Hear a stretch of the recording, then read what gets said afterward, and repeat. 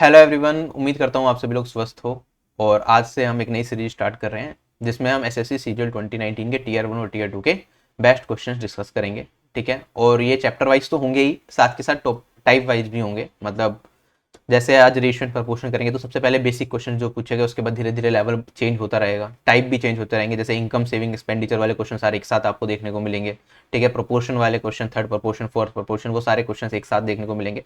तो chapter wise भी और टाइप वाइज भी मैंने अरेंज किया, और जो डिफरेंट क्वेश्चन हैं वो सारे मैंने उठाए हैं। ऐसा नहीं करा कि एक ही टाइप के पांच पांच छह छह क्वेश्चन आ रहे हैं रिपीट होके तो वो सारे प्रैक्टिस कर रहे हैं, नहीं। सिलेक्टेड क्वेश्चंस होंगे, आपकी एक अच्छी रिवीजन हो जाएगी इससे पूरे टॉपिक की भी। साथ ही साथ आपको डिफरेंट टाइप्स दिख जाएंगे जो रिसेंटली एसएससी एग्जाम्स में पूछे जा रहे हैं। जो ये सीरीज है, ये सीजीएल 2020 एस्पिरेंट्स के लिए तो इंपॉर्टेंट है ही। सीएचएसएल 2020 एस्पिरेंट्स जिनका एग्जाम पोस्टपोन हो गया, फ्यूचर में कराया जाएगा, उनके लिए भी इंपॉर्टेंट है। और आप फ्यूचर में एसएससी सीपीओ एग्जामिनेशन या एसएससी एमटीएस एग्जामिनेशन दोगे तो टीयर 1 में अर्थमेटिक तो आएगा, तो अर्थमेटिक के सारे इंपॉर्टेंट टॉपिक्स यहाँ पे एमटीएस के लिए भी इंपॉर्टेंट रहेंगे, क्योंकि क्वेश्चन का लेवल थोड़ा 19-21 हो सकता है लेकिन टाइप वही रहेंगे। ठीक है, तो स्टार्ट करते हैं। बाकी टेलीग्राम चैनल ज्वाइन कर लेना। एसएससी एग्जाम से रिलेटेड जितनी भी इंपॉर्टेंट इन्फॉर्मेशन होती है वो आपको टेलीग्राम चैनल पे सबसे पहले मिलती है, और साथ ही साथ इस सेशन की पीडीएफ भी आपको टेलीग्राम चैनल पे मिल जाएगी, और प्रीवियस ईयर की पीडीएफ सारी टेलीग्राम चैनल पे अवेलेबल रहती हैं, तो आप वहां से डाउनलोड करके प्रैक्टिस कर सकते हो। बाकी हमारी कुछ और वीडियो जा सकती है, जैसे एसएससी एचएसएल 2019 की जो टॉप शिफ्ट थी, ठीक है, उनका सोल्यूशन मैंने करा रखा है, वो वीडियो जरूर देखें, सारे क्वेश्चंस बहुत अच्छे हैं उसमें। ठीक है, एसएससी सीजीएल 2018 के टीयर 1 टीयर 2 के इन सबके क्वेश्चंस तो मैं करा ही चुका हूँ आपको चैप्टर वाइज। ठीक है, अभी सीजीएल 2019 की बारी आई है फाइनली। और यहाँ पे अगर मैं बात करूँ नंबर सिस्टम के top 15 question, time and work के टॉप क्वेश्चन, ट्रिग्नोमेट्री के टॉप क्वेश्चन, अलजेब्रा के टॉप 50 क्वेश्चन, ठीक है, तो ये वीडियोज भी जरूर देखें। ठीक है, इनसे बहुत कुछ चीजें आपकी कवर होंगी। और ऐसे जैसे अलजेब्रा के टॉप 50 क्वेश्चंस कराए हैं, ट्रिग्नोमेट्री, या फिर अगर मैं बात करूँ खासतौर पे ज्योमेट्री और मेंसुरेशन, तो ज्योमेट्री और मेंसुरेशन के भी जो वीडियोस होंगे उसमें क्वेश्चंस बहुत ज्यादा होंगे। तो मैं कोशिश करूंगा खासतौर पे एडवांस मैथ्स में जो प्रीवियस ईयर्स के हैं 2018 2017, अगर मैं वीडियो लाऊं तो उसमें सारे क्वेश्चंस इंक्लूडेड हों, 2019 के भी, 2018 या 17 के भी, टीसीएस के आने के बाद तो वो एडवांस मैथ्स की बात रही। लेकिन अर्थमेटिक में तो हम 2019 के टीयर 1 और टीयर 2 के मैक्सिमम क्वेश्चन सोल्व करेंगे, मैक्सिमम टाइप्स आपको यहीं मिल जाएंगे। ठीक है, बाकी एक प्लेलिस्ट है हमारी एसएससी सीजीएल कंप्लीट क्वांट करके, जिसमें 70 से ज़्यादा वीडियोज आपको मिल जाएंगी, और यहाँ पे 58 लिखे हुए हैं लेकिन कुछ और वीडियोज भी हैं। उसमें जो सबसे पहली वीडियो कैलकुलेशन ट्रिक्स की है, 3.5 घंटे की, सारी कैलकुलेशन ट्रिक्स आपकी वहाँ से कवर होती हैं जो भी एग्जाम्स में यूज कर सकते हो आप। फिर नंबर सिस्टम की 7.5 घंटे की वीडियो, टिग्नोमेट्री की 12.5 घंटे की वीडियो, फिर अलजेब्रा की 18 घंटे की वीडियो। तो बहुत सारे टॉपिक्स मैंने बिल्कुल बेसिक से एंड तक कंप्लीट पढ़ा रखे हैं, आप वहाँ से पढ़ सकते हो। ठीक है, ठीक है, अगर आप कोई कोर्स परचेज नहीं कर सकते तो फ्री सेशंस भी मेरे 100 से ज़्यादा घंटे, या मेरे मतलब अभी तक तो शायद 200 घंटे का कंटेंट यूट्यूब पे अवेलेबल होगा, तो वो सारी वीडियोज से आपको हेल्प मिलेगी काफ़ी। बाकी अभी जो लेटेस्ट क्वेश्चन है वो तो सीरीज इंपॉर्टेंट रहेगी हमेशा। देखो ये क्वेश्चन है एसएससी सीजीएल 2019 टीयर 2 का। सभी क्वेश्चंस को आपको क्या करना है, पहले वीडियो को पूछ करके खुद ट्राई करना है, खुद आंसर निकालना है, फिर देखना है कि मेरा आंसर भी क्या सेम है या नहीं है। और उसके बाद अगर कोई क्वेश्चन आपको नया लगता है, कोई अच्छा क्वेश्चन लगता है, तो उसे अपनी फेयर कॉपी में एक जगह नोट करके रखें, जिसकी आपको रिवीजन की जरूरत पड़ेगी एग्जाम से पहले। क्वेश्चन में कहता है बॉयज और गर्ल्स का रेशियो एक स्कूल के अंदर कितना है, ये हमें दे रखा है 27:23। आगे कहता है जो बॉयज और गर्ल्स के बीच में डिफरेंस है वो 200 का है, हमें बताना है नंबर ऑफ बॉयज कितने होंगे। अच्छा एक चीज बताओ, यहाँ पे बॉयज 27 रेशियो दे रखा है क्या? अगर ये 27 रेशियो, मेरा आंसर 27 का मल्टीपल होगा, सीधी सी बात है, क्योंकि बॉयज क्या है, ये इंटीजर वैल्यू लेगा हमेशा, ये पॉइंट में तो वैल्यू जा नहीं सकती। तो यहाँ पे मिनिमम बॉयज और गर्ल्स पूछ लेता मेरे से इस क्वेश्चन में, तो आप कहते हैं मिनिमम बॉयज 27 हो सकते हैं, मिनिमम गर्ल्स 23 हो सकती है, इससे कम नहीं हो सकते बॉयज और गर्ल्स। तो अगर मैं कहूँ मेरे बॉयज पूछे नंबर ऑफ बॉयज कितने होंगे, तो 27 का मल्टीपल होगा। अगर आप चार ऑप्शन में देखते हो 27 का मल्टीपल सिर्फ एक ऑप्शन है, ऑप्शन नंबर सी, यही मेरा आंसर होगा। क्वेश्चन हो जाता है यहीं पे खत्म। ठीक है, टीयर 2 में भी इतना आसान क्वेश्चन पूछते हैं। बेसिक से करेंगे तो पूरा कैसे करेंगे, अगर बॉयज और गर्ल्स के बीच का डिफरेंस यहाँ पे 200 दे रखा है, तो यहाँ पे डिफरेंस कितना है बॉयज और गर्ल्स के बीच में, 4 रेशियो का। 4 रेशियो किसके बराबर है, 200 के बराबर है, तो एक रेशियो किसके बराबर होगा, 50 के बराबर होगा। अगर एक रेशियो 50 के बराबर होगा तो नंबर ऑफ बॉयज कितने हैं, 27 रेशियो, तो 27 इंटू 50 कर दूंगा, तो ये आंसर आ जाएगा 1350। ऑप्शन नंबर सी करेक्ट हो गया, क्वेश्चन हो गया खत्म। चलूं आगे, सबसे सिंपल क्वेश्चन सबसे पहले। इसके बाद सीजीएल टीयर 2 का एक और क्वेश्चन है रेशियो का, सिंपल। क्वेश्चन में कहता है कि ए और बी के वेट का सम कितना है, मेरे पास 80 है, तो मैंने कहा ए जमा बी, ए का वेट ए मान लिया, बी का वेट बी, ये दे दिया 80 किलो। आगे कहता है 50% ऑफ एज वेट, 50% मतलब 1/2 ऑफ ए का वेट किसके बराबर दे रखा है, 5/6 times of the weight of B, तो 5/6 बी के बराबर हो गया। हमसे पूछा डिफरेंस बता दो इनके वेट्स में क्या होगा, तो यहाँ से सोल्व कर लो। ए रेशियो बी निकाल सकता हूँ, यहाँ से काटूंगा 3 और ए भाग बी कितना आ जाएगा मेरे पास 5:3। अच्छा, इनके वेट का सम दे रखा है 80 के जी, यहाँ पे रेशियो में ऐड करूंगा तो 8 रेशियो क्या मेरा 80 के बराबर आ गया। हमसे पूछा इनके डिफरेंस का रेशियो बता दो, तो डिफरेंस कितना होगा, क्या ये 2 रेशियो का डिफरेंस है, तो 8 रेशियो अगर 80 के बराबर तो 2 रेशियो की वैल्यू कितनी होगी 1/4 कर दोगे तो 2 रेशियो आ जाएगा, और यहाँ पे 1/4 करूंगा तो ये आ जाएगा 20। तो आंसर हो जाएगा ऑप्शन नंबर ए 20। क्वेश्चन है खत्म। नेक्स्ट क्वेश्चन पे चलते हैं। क्वेश्चन में दे रखा है A ratio B ratio C, मुझे 1/4 रेशियो 1/3 रेशियो 1/2, हमें इसकी वैल्यू बतानी है। A by B ratio B by C ratio C by A की वैल्यू क्या होगी। अच्छा, अब इस क्वेश्चन में हमारे पास बहुत सारी चीजें दिमाग में आएंगी हमारे जब हम क्वेश्चन को सोल्व कर रहे होंगे। तो पहला तो आप देखो यहाँ पे कि या तो आप इसे सिंप्लीफाई करोगे, आप कहोगे 4 3 और 2 का एलसीएम ले लूंगा और एबीसी को सिर्फ न्यूमरेटर में वैल्यू रखूंगा, डिनोमिनेटर में 1 बना दूंगा, उसके बाद फिर इसे यहाँ पे अप्लाई करके अपना आंसर निकालोगे। उससे अच्छा तरीका क्या रहेगा, मैं कह रहा हूं आप यहीं पे क्या करो, ए और बी को डिवाइड करो। अगर मैं यहाँ पे ए रेशियो बी करता हूं तो आप देखोगे 1/4 रेशियो 1/3 करना पड़ेगा, और ये वैल्यू कितनी आ जाएगी मेरे पास ए बाई बी रेशियो की। आप कहोगे सर ये 1/4 डिवाइडेड बाई 1/3 करूंगा तो क्या ये 3/4 आ जाएगा, 3 ऊपर चला जाएगा 4 नीचे रह जाएगा, क्या ए रेशियो बी आ गया मेरे पास। ठीक, यहां से मैंने डायरेक्टली वैल्यू निकाली। अब आप देख रहे हो जब मैं ए रेशियो बी कर रहा हूं तो ये वाला पार्ट जो सेकंड वाला पार्ट है ये मेरे पास पहले आ रहा है न्यूमरेटर में और ये डिनोमिनेटर में आ रहा है।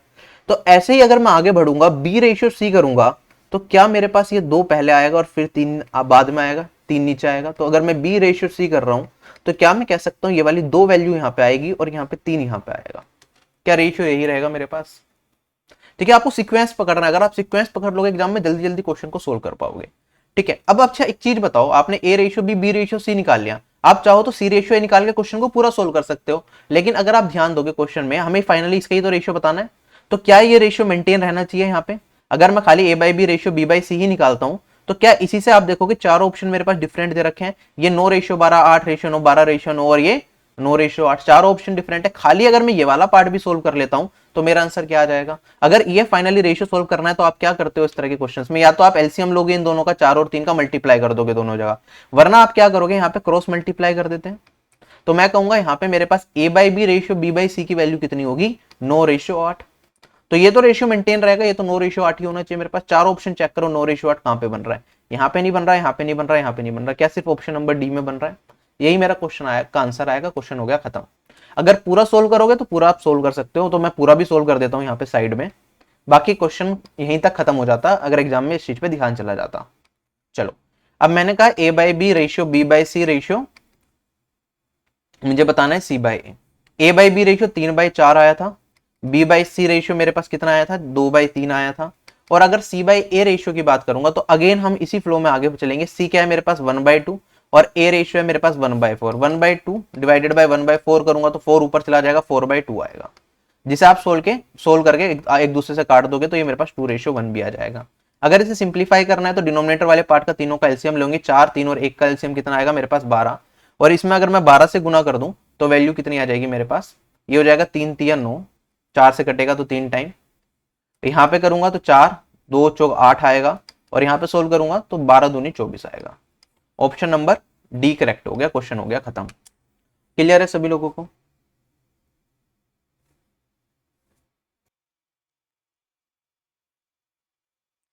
नेक्स्ट क्वेश्चन हमारे पास, क्वेश्चन में क्या दे रखा है, 3 नंबर हैं, ठीक है, उनका सम दे रखा है 280। पहले और दूसरे नंबर का रेशियो है 2:3, दूसरे और तीसरे नंबर का रेशियो दे रखा है हमें 4:5, हमें बताना है सेकंड नंबर क्या होगा। ठीक है, सिंपल है। अगर 3 नंबर को ए बी और सी मान लूं तो तीनों का सम कितना है मेरे पास, यहाँ पे तीनों का सम है 280। अगर पहले और दूसरे के रेशियो की बात करूं, ए रेशियो भी 2:3 है, अगर बी रेशियो सी की बात करूंगा तो ये 4:5 है। ठीक है, हमें बताना है फाइनली सेकंड नंबर क्या है, बी की वैल्यू बतानी है। अच्छा एक चीज बताओ, जब रेशियो दे रखा है सबसे पहले बी का रेशियो मेंटेन करना पड़ेगा, रेशियो की जो फ्री क्लास है उसमें भी समझाया था मैंने। आप देखोगे यहाँ पे भी 3 रेशियो है, यहाँ पे भी 4 रेशियो है, तो इन्हें इक्वल बनाना पड़ेगा। तो क्या कर सकता हूँ मैं, क्या इसमें मैं 4 से मल्टीप्लाई और इसमें मैं 3 से मल्टीप्लाई कर सकता हूँ। तो आप कहोगे sir A ratio B ratio C कितना आ जाएगा मेरे पास, यहाँ पे 4 दूनी 8 ए रेशियो है, बी रेशियो 4 तिया 12 और सी रेशियो मेरे पास कितना आ जाएगा, ये 5 तिया 15। इन तीनों का योग दे रखा है, हमें सेकंड नंबर बताना है बी रेशियो की वैल्यू। तो अच्छा, अगर मैं कहूँ क्या मेरा चांसेस होंगे जो बी रेशियो होगा वो मेरा 12 का मल्टीपल होगा? 100% नहीं कह रहा, मैं चांसेस कह रहा हूँ, ठीक है। अगर चांसेस होते हैं कि ये 12 का मल्टीपल होगा तो चारों ऑप्शन में से कौन सा ऑप्शन करेक्ट होगा? ऑप्शन नंबर सी करेक्ट होगा, क्योंकि यही 4 6 12 से डिविजिबल है और कोई डिविजिबल नहीं है। अब बेसिक से पूरा निकाल के देख लो एक बार।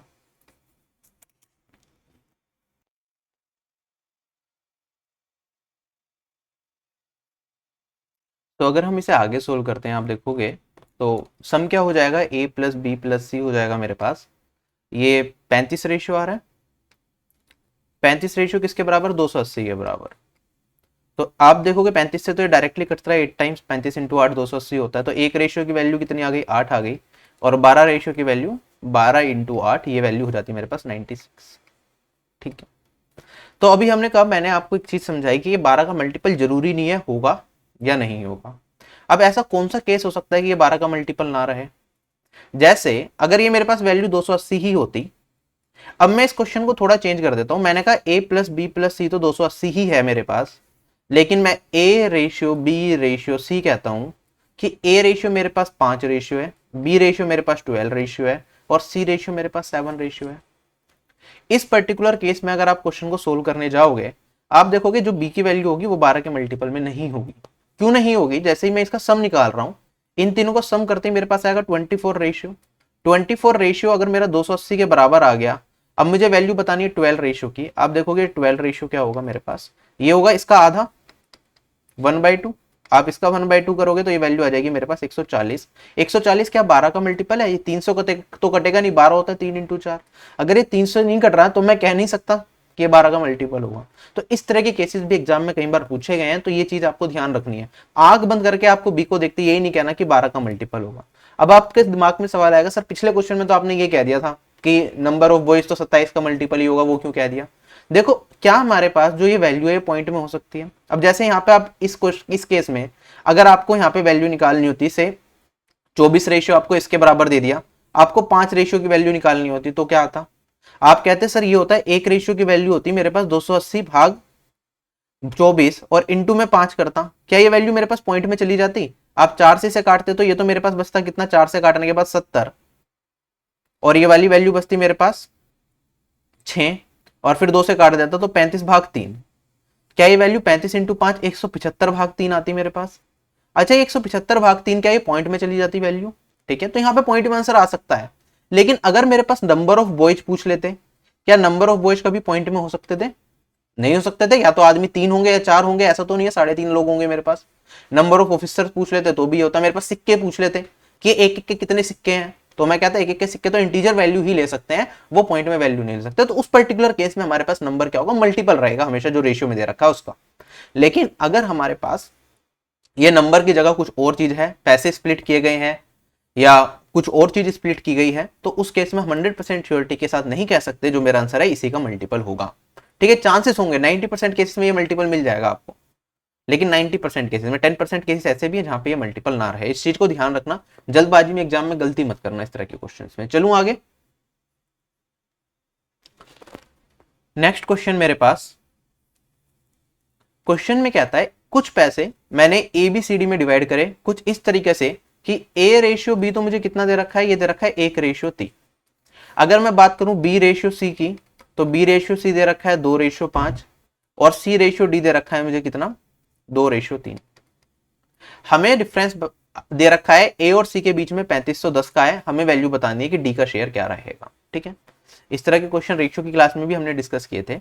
अगर इस तरह का चार्ट आता है, आप देखोगे ए से बी जा रहे हैं, बी से सी जा रहे हैं और सी से डी जा रहे हैं, एक सीक्वेंस में हमने सारी चीजें लिखी हुई हैं। तो मेरे पास A ratio B ratio C ratio D क्या आएगा? आप कहोगे सर ए रेशियो होता है मेरे पास, यहाँ पे ए सबसे पहले यहाँ पे आ रहा है ना, तो इसके नीचे की सारी वैल्यू जिसके बाद ये कहीं भी नहीं दिख रहा, तो ए रेशियो होता है 1:2:2। अगर बी रेशियो की बात करूंगा तो बी सबसे पहले हमारा यहाँ पे आ रहा है राइट हैंड साइड में, तो बी रेशियो मेरा जाएगा इस साइड, तो ये बी रेशियो हो गया।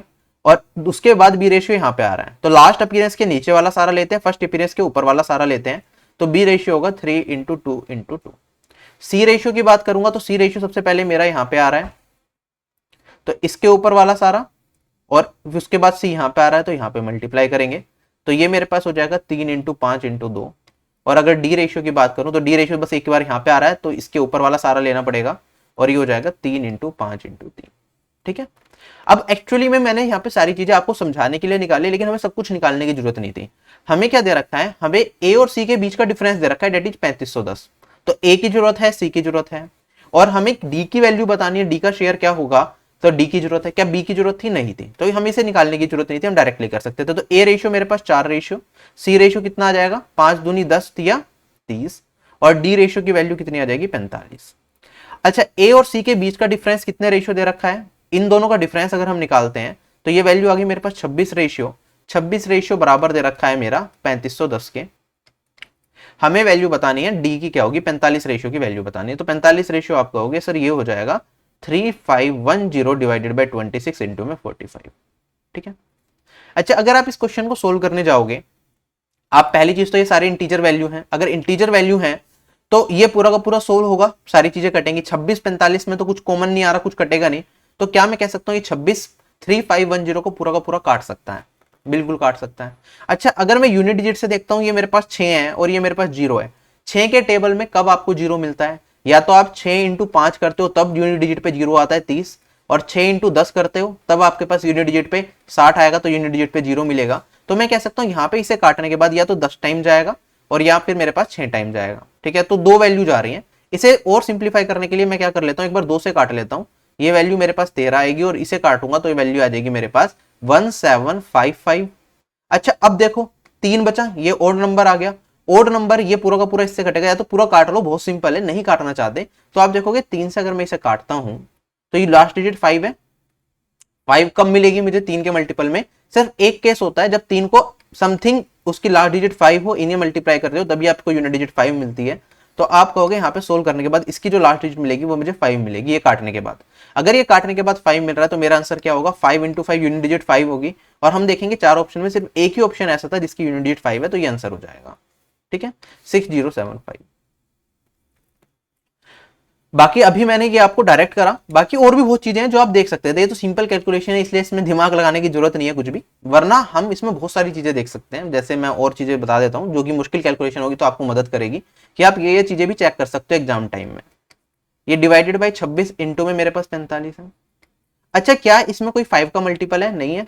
इसमें भी मेरे पास एक 5 का मल्टीपल है और इसमें भी एक 5 का मल्टीपल है। तो क्या मैं कह सकता हूं जो मेरा आंसर होगा वो 5 × 5 25 से का मल्टीपल होगा। अगर कोई नंबर 25 का मल्टीपल है, इसका मतलब उसकी लास्ट 2 डिजिट 25 से कटेंगी। और चारों ऑप्शन में चेक करता हूँ लास्ट 2 डिजिट 25 से कटने वाले कौन से ऑप्शन है, चारों में से ये 25 से नहीं कटेगा, ये 25 से नहीं कटेगा, ये 25 से कटेगा, ये 25 से कटेगा, तो इन दोनों में से आंसर होगा। ठीक है, ये हम निकाल सकते हैं ओरली। अच्छा और क्या चेक कर सकते हो आप, ये 45 क्या है, 9 × 5 होता है। और अगर मैं 26 में देखता हूँ तो यहाँ पे तो 9 का मल्टीपल कुछ नहीं है, तो 9 का भी मल्टीपल होगा, सम ऑफ डिजिट 9 होगा। तो आप इन दोनों का चेक करोगे, लेकिन बाई चांस यहाँ पे दोनों का सम ऑफ डिजिट भी मेरे पास 9 आ रहा है, तो ये वाला फैक्टर भी काम नहीं करेगा यहाँ पे। और क्या कर सकते हैं, डिजिटल सम भी मतलब फेल हो जाएगा। बाकी आप क्या अप्रोक्सीमेशन मेथड यूज कर सकते हो, क्या अप्रोक्सीमेट वैल्यू क्या आएगी। अगर मैं 26 से देखता हूँ, या तो इसे पूरा काट रहे हो या अप्रोक्सीमेट लूंगा मैं, तो क्या ये 1.8 टाइम समथिंग कुछ जाएगा, 2 से थोड़ा सा कम जाएगा, 26 दूनी 52 होता है। या 26 के 1.5 गुना की बात करूंगा, 26 का 1.5 गुना 39 होगा, तो 1.5 टाइम से थोड़ा सा ज्यादा होगा। और ये 3500 है, इसका 1.5 टाइम करोगे तो ये वाली वैल्यू लगभग 5200-5300 कुछ जाएगी, और उससे ज्यादा होगा मेरा आंसर। 4 ऑप्शन देखोगे, लास्ट के 3 ऑप्शन तो बहुत छोटी वैल्यू है, तो यही ऑप्शन करेक्ट हो सकता है। देखो ये सारे मेथड्स तब काम आएंगे जब कैलकुलेशन मुश्किल होगी। ये तो सिंपल कैलकुलेशन थी, आप 26 से डायरेक्टली काट के अपना सेकंड्स में आंसर निकाल देते हैं। लेकिन क्वेश्चन मुझे लगा कि इसमें कुछ डिटेल में बता देता हूं, तो ये सारी चीजें चेक की जा सकती हैं एग्जाम में मुश्किल क्वेश्चन बने तो कैलकुलेशन पूरी नहीं करनी पड़ती, बहुत ही कम क्वेश्चन होंगे जिसमें पूरी कैलकुलेशन करनी पड़ेगी। चलो आगे। अब इसी टाइप का देखो एक और क्वेश्चन है हमारे पास, ये टियर 1 में पूछा गया था 2019 के अंदर। क्वेश्चन में कहता है मेरे पास एक सम है x, जिसे मैंने एबीसीडी में स्प्लिट करा किस रेशियो में, 1:3, 1:5, 1:6 और 1:9 में। b और d का डिफरेंस दे रखा है 832 है, हमें x की वैल्यू बतानी है। तो सिंपल है, आप कहोगे सबसे पहले तो इन रेशियो को सिंप्लीफाई करेंगे, a ratio b ratio c ratio d कितना आ जाएगा मेरे पास।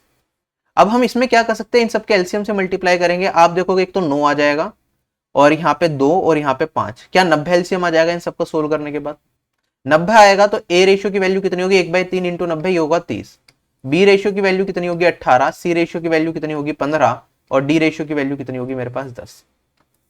ठीक है, ये चारों रेशियो हो गए। आगे क्वेश्चन में क्या आता है, जो b और d के बीच में डिफरेंस है वो 832 है, तो इनके बीच का डिफरेंस कितना दे रखा है मुझे 8 रेशियो। क्या 8:832 के बराबर है? हमें वैल्यू किसकी बतानी है? एक्स की वैल्यू बतानी है जो इन सब के सम के बराबर है। इन सब का सम कर लूंगा तो वैल्यू कितनी बनेगी? 48, 63 और 10 73।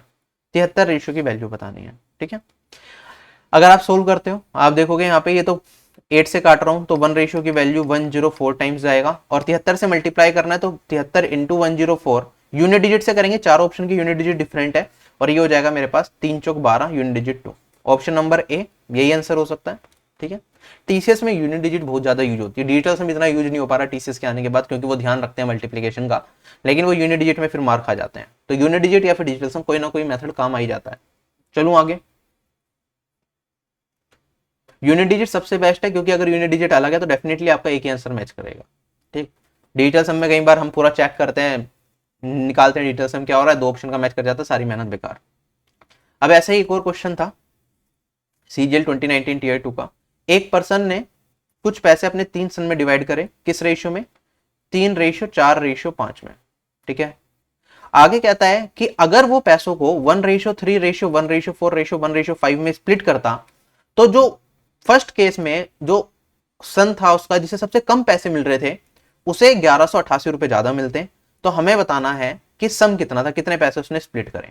ठीक, तो अर्लियर उसने ओल्ड, अगर वैल्यूज की बात करूं, उसने अपने 3 सन मान लेता हूं ए बी सी है, तो इस रेशियो में उसने पैसे बांटे। नया रेशियो क्या है मेरे पास? न्यू रेशियो की अगर मैं बात करूंगा तो ये 1/3 रेशियो 1/4 रेशियो 1/5। ऐसे सिंप्लीफाई करोगे तो इन दोनों का एलसीएम लोगे तो 60 आ जाएगा, और इसमें 60 से गुना करोगे तो वैल्यू कितनी आ जाएगी मेरे पास? ये 20 रेशियो बचेगा, ये मेरे पास 15 रेशियो, और ये मेरे पास 12 रेशियो। ठीक, अच्छा मुझे एक छोटी सी चीज बताओ, आप पैसे जो बांट रहा है क्या वो सेम है? उसके पास कुछ फिक्स अमाउंट रहा होगा, से मैंने मान लिया एस अमाउंट है उसके पास, तो इस केस में भी एस अमाउंट सेम है, इस केस में भी एस अमाउंट सेम है, यही चीज कॉमन है। तो इन तीनों में जो पैसे बटे हैं वो इक्वल हैं, तो तीनों का सम का रेशियो बराबर होना चाहिए। तो मैं कहूंगा 9 और 3 12 रेशियो बन रहा है यहाँ पे, और यहाँ पे कितना रेशियो बन रहा है? ये आपका बन रहा है 47 रेशियो। 12 रेशियो को 47 रेशियो के बराबर करना है तो क्या कर सकते हैं हम? इसमें मल्टीप्लाई कर देंगे 47 से, और इसमें मल्टीप्लाई कर देंगे किससे? 12 से। ठीक है, तो हमारे पास रेशियो बैलेंस हो जाएंगे। अब क्वेश्चन कह रहा था कि हमारे पास जो सबसे छोटा बेटा था उसे जो सेकंड केस में 1188 रुपए ज्यादा मिल रहे हैं, तो फर्स्ट केस में छोटे बेटे को कितने पैसे मिलेंगे? रेशियो मेंटेन करने के बाद क्या वैल्यू बचेगी? आप कहोगे 47 इंटू 3। फर्स्ट केस में उसे 47 इंटू 3 रेशियो पैसे मिलते हैं। सेकंड केस में उसे कितने मिलेंगे? आप कहोगे यहाँ पे अब सारे रेशियो में 12 से मल्टीप्लाई कर रहे हैं तो 20 इंटू 12 रेशियो से पैसे मिलेंगे, और इनका डिफरेंस किसके बराबर दे रखा है? इनका डिफरेंस दे रखा है 1188 के बराबर। तो क्या मैं एक रेशियो की वैल्यू निकाल सकता हूं? आप कहोगे तो 240 है, और ये मेरे पास कितना है? 141। तो ये मेरे पास आ जाएगा 99 रेशियो। 99 रेशियो मेरा किसके बराबर हो जाएगा? 1188 के बराबर हो जाएगा। और आप इसे सोल्व करोगे, आप डायरेक्टली बताओ 118 को काटूंगा तो पूरा कटना चाहिए, क्योंकि यहाँ पे इंटीजर वैल्यूज में आंसर दे रखा है, चांसेस है कि पूरा कट ही जाएगा, वरना पूरा सोल्व करके भी आप देख सकते हो। आप देखोगे यहाँ पे 1 टाइम जाएगा, और फिर यहाँ पे 8 है तो ये 2 टाइम्स जाएगा। तो एक रेशियो की वैल्यू आ गई 12। अगर एक रेशियो की वैल्यू मेरे पास 12 आ चुकी है, मुझे किसकी वैल्यू बतानी है? टोटल सम बताना है कितना होगा। तो क्या वो मेरे पास 12 इंटू 47 रेशियो है? यहाँ पे भी 47 इंटू 12 रेशियो, तो एक रेशियो की वैल्यू 12, तो 47 इंटू 12 रेशियो की वैल्यू कितनी हो जाएगी? इंटू क्या करना पड़ेगा? 12 करना पड़ेगा। ये मेरा इस क्वेश्चन का आंसर आएगा। यहाँ पे अगर मैं यूनिट डिजिट से चेक करता हूँ तो दो डिफरेंट टाइप की यूनिट डिजिट है, तो यूनिट डिजिट मेथड तो काम नहीं करेगा, लेकिन लास्ट टू डिजिट देखोगे चार ऑप्शन की, मेरे पास यहाँ पे 2 ऑप्शन की सेम है, 3 ऑप्शन की डिफरेंट है। तो पहले यूनिट डिजिट से करेंगे तो आप देखोगे 0 तो कहीं नहीं आएगा यहाँ पे, क्योंकि 5 का मल्टीपल कुछ नहीं है, तो ये वाला ऑप्शन कट गया, ये वाला ऑप्शन कट गया। अब मेरे पास या तो ये आंसर है या ये आंसर है।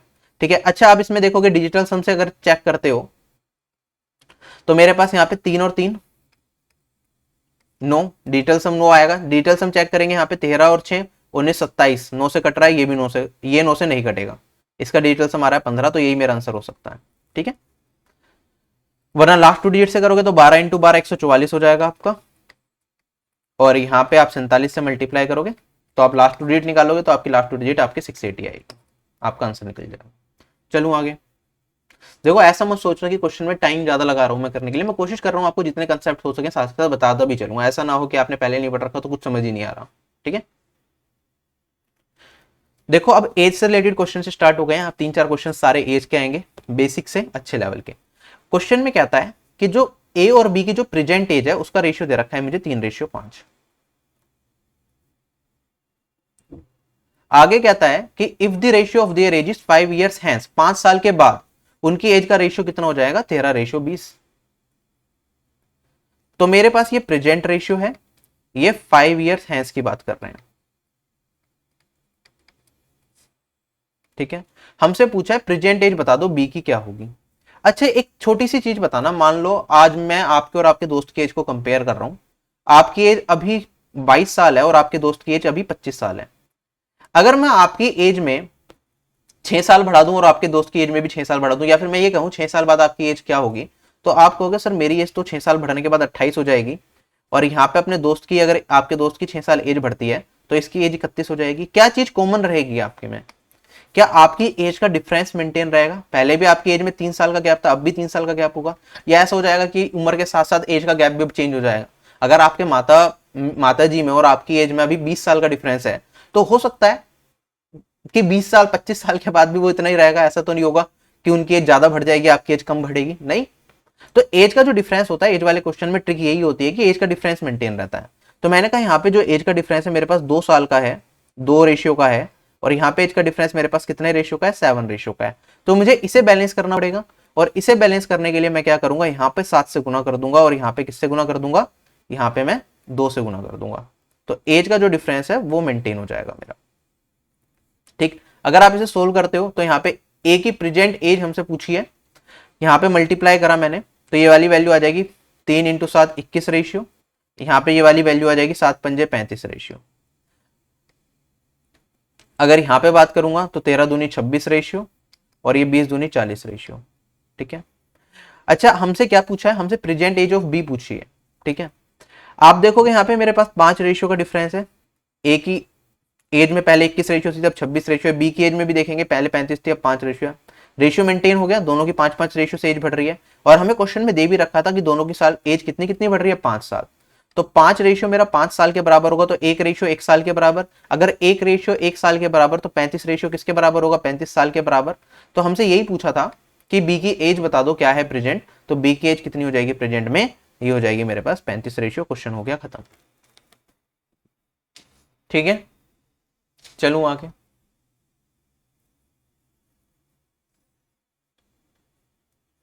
नेक्स्ट क्वेश्चन मेरे पास,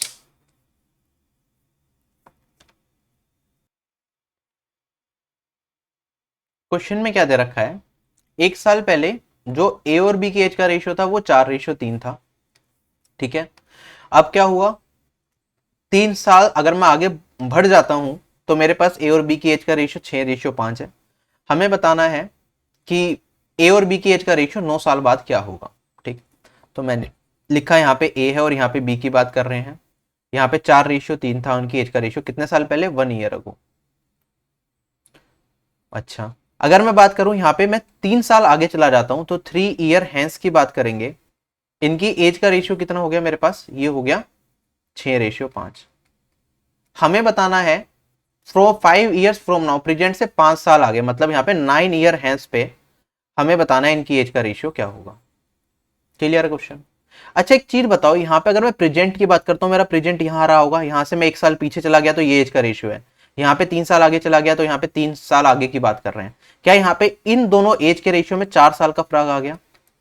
तो मैं कहूंगा यहाँ पे जो डिफरेंस है 4 साल का डिफरेंस आया है इस एज में और इस एज में, ए और बी की। अच्छा एज का डिफरेंस मेंटेन रहेगा, तो मैंने कहा यहाँ पे 1 रेशियो डिफरेंस है एज में, और यहाँ पे भी 1 रेशियो डिफरेंस है, तो एज का रेशियो मेंटेन्ड है ऑलरेडी। तो आप यहाँ पे देखोगे यहाँ पे कितना रेशियो का डिफरेंस आया एज में? क्या 2 रेशियो का आया, और यहाँ पे भी 2 रेशियो का आया। तो क्या ये 2 रेशियो मेरे 4 साल के बराबर है? 1 रेशियो कितने साल के बराबर होगा? आप कह सकते हो 1 रेशियो मेरा बराबर होगा 2 साल के। अच्छा मुझे एक चीज बताओ, ये 3 साल हैंस की बात कर रहे हैं, हमें 9 ईयर हैंस का एज का रेशियो बताना है, तो यहाँ पे गैप कितने का है? क्या यहाँ पे 6 ईयर्स का गैप है? 6 ईयर्स का मतलब 1 रेशियो 2 साल के बराबर है, तो यहाँ पे अगर 3 से गुना कर दूं मैं, तो 6 ईयर कितने साल रेशियो के बराबर होगा? क्या ये 3 रेशियो के बराबर होगा? तो मैं कह सकता हूं ए की एज भी 3 रेशियो बढ़ानी पड़ेगी, और ए की एज हो जाएगी 9 रेशियो, और बी की एज भी 3 रेशियो बढ़ानी पड़ेगी, ये हो जाएगी 8 रेशियो। क्वेश्चन हो गया मेरा खत्म। 9 साल के बाद उनकी एज का रेशियो होगा 9:8। क्लियर है? तो डायरेक्टली आप ऐसे कर सकते हो, काफी ज्यादा टाइम बचेगा आपके एग्जाम में। बेसिक से करोगे तो लंबा खिंच जाएगा क्वेश्चन ये बेवजह। चलूं आगे। अब नेक्स्ट क्वेश्चन है, ये एसएससी सीएचएसएल 2019 टीयर 1 का क्वेश्चन है, ठीक है। ये वाला क्वेश्चन मैं आपको पहले करा चुका हूं जब मैंने एसएससी के पेपर सोल्व करे थे। ये एज का ही क्वेश्चन है, ये आपका होमवर्क में है, खुद ट्राई करना, कमेंट सेक्शन में इसका आंसर बताना कि फाइनली आपका आंसर क्या है। अगर कोई दिक्कत है तो आप CHSL की जो टॉप शिफ्ट थी उसमें जो सोल्यूशन कराया था 13 अक्टूबर की शिफ्ट का, आप उसमें सोल्यूशन चेक करना, आपको इसका सोल्यूशन मिल जाएगा। ठीक है, अब मैं दोबारा नहीं करा रहा ये। अब छोटी सी अनाउंसमेंट है, उसके बाद हम आगे बढ़ेंगे। ठीक है, अनअकैडमी पे फ्री मॉक्स कराए जा रहे हैं क्वांटिटेटिव एप्टीट्यूड के, जो कि हर हफ्ते होते हैं। तो हर थर्सडे को 4 बजे होगा मॉक, तो आप दे सकते हो। 6 तारीख वाला हो चुका है, फिर 13 को, 20 को, 27 को। ये फ्री मॉक्स है, सभी लोग दे सकते हो। आपको बस क्या करना है, अनअकैडमी ऐप इंस्टॉल करके टेस्ट पे जाओगे। ठीक है, वहां पे एनरोल कोड पूछेगा, तो आप आरबी10 कोड यूज कर देना, आप जाके फिर ये सारे टेस्ट दे सकते हो। ठीक है, फ्री है। उसके बाद अनअकैडमी से किसी भी कॉम्पिटेटिव एग्जाम की तैयारी करना चाहते हो, चाहे वो SSC हो, CGL, UPSC, CSC, SSC, CPO, सभी एग्जामिनेशन के लिए आपको सिर्फ एक कोड यूज करना है आरबी10, जिससे सभी प्लान्स पे आपको मैक्सिमम डिस्काउंट मिल जाए। कोई भी कॉम्पिटेटिव एग्जाम की तैयारी कर रहे हो आप तो। ठीक है, और SSC एग्जाम्स का मान लो आपने सब्सक्रिप्शन लिया SSC एग्जाम्स, तो इसमें SSC के जितने भी एग्जाम्स हैं, चाहे वो CGL, CHSL, CPO, MTS, सभी एग्जाम्स के लिए जितने भी ट्यूटर्स हैं, सभी ट्यूटर्स के सारे कोर्सेज आप एक ही प्लान में देख सकते हो। तो इट्स लाइक जैसे अमेजन पे होता है, नेटफ्लिक्स पे होता है कि आपने एक बार सब्सक्रिप्शन ले लिया तो पूरे साल भर जितनी भी वीडियो आएंगी, जो भी वीडियो ऑलरेडी पड़ी हुई है, वो सारी देख सकते हो। ऐसे ही अनअकैडमी पे भी होता है। तो 1 साल वाला सब्सक्रिप्शन या 2 साल वाला आप प्लान करते हो, तो जितनी भी वीडियोज हैं उतने ड्यूरेशन में सारी की सारी वीडियोज आपको एक ही टाइम पे एक्सेस मिल जाएगा। पुरानी भी जो आ चुकी हैं, पास्ट कोर्सेज सभी टीचर्स के, और जो अपकमिंग कोर्सेज हैं वो भी देख पाओगे। ठीक है, बाकी हर हफ्ते नए बैचेस तो लॉन्च होते ही रहते हैं, तो आप उनमें से ज्वाइन भी कर सकते हो। बाकी मैं तो ये कमेंट करता हूँ कि आप जो भी टीचर को फॉलो करते हो, क्योंकि आपके सारे टॉप एजुकेटर्स अनअकैडमी पे हैं, तो अपने टीचर को फॉलो करो और उन हिसाब से अपनी तैयारी कर सकते हो, अगर आपको लगता है आपको कोर्स की जरूरत है। और SSC एग्जाम्स के लिए कोर्सेज के प्लान्स कुछ इस तरीके से हैं, अगर आपको लगता है कि आपको जरूरत है तो आप जरूर ले सकते हैं। आरबी10 कोड हर जगह वैलिड है, कहीं भी अनअकैडमी पे आपसे प्रोमो कोड मांगे या कुछ भी मांगे, रेफरल कोड मांगे, आरबी10 लगाओगे, डिस्काउंट, अगर प्लस सब्सक्रिप्शन ले रहे हो तो मैक्सिमम डिस्काउंट मिलेगा। अगर फ्री क्लासेस देखना चाहते हो तो वो आपके लिए अनलॉक हो जाएंगी। ठीक है, नेक्स्ट क्वेश्चन पे चलते हैं। क्वेश्चन में कहता है the ratio of the monthly incomes of X and Y is 5:4 and their monthly expenditure is 9:7। ठीक है, एक्स और वाई की अगर मैं बात करूं, इनकम का रेशियो दे रखा है 5:4 है, और इनके एक्सपेंस का रेशियो कितना दे रखा है, 9:7 दे रखा है। कहता है कि जो वाई की इनकम है वो बराबर है एक्स के एक्सपेंडिचर के। हमें बताना है सेविंग का रेशियो क्या होगा एक्स और वाई के। ठीक, अच्छा अगर मैं बात करूं, वाई का एक्सपेंडिचर बराबर है एक्स, सॉरी वाई की इनकम एक्स के एक्सपेंडिचर के बराबर है, तो वाई की इनकम है और ये एक्स के एक्सपेंडिचर के बराबर है। ठीक, अच्छा अगर मैं इसे बेसिक से करता तो मैं कैसे करता, या तो आप इन दोनों रेशियो को इक्वल बना लो, तभी रेशियो मेंटेन हो पाएगा और आप सेविंग का रेशियो निकाल पाओगे। आपको पता है इनकम होता है सेविंग प्लस एक्सपेंडिचर।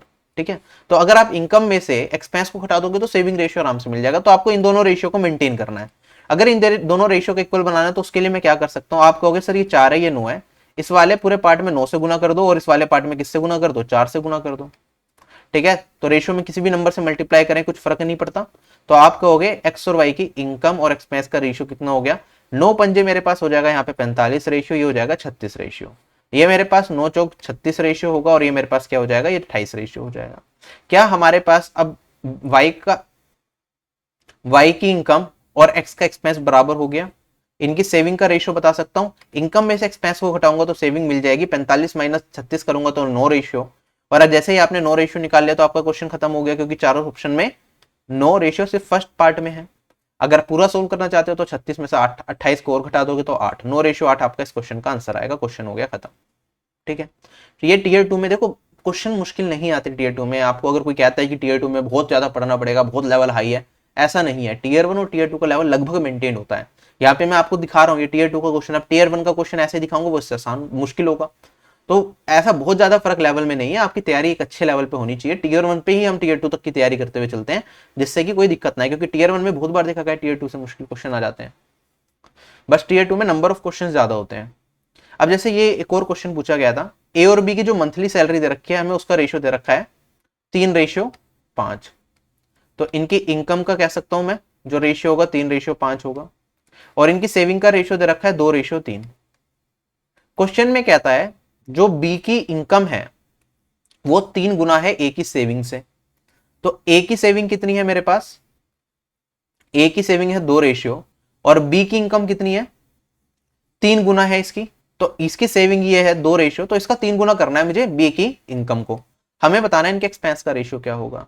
अगेन आप देखोगे सबसे पहले तो मुझे रेशियो मेंटेन करना पड़ेगा। रेशियो मेंटेन करने के लिए क्या करना पड़ेगा, मैं क्या करूंगा, ए की सेविंग को बी के इनकम के बराबर करूंगा, तो यहाँ पे 5 से गुना करना पड़ेगा और मुझे यहाँ पे किससे गुना करना पड़ेगा, यहाँ पे 2 से गुना करना पड़ेगा।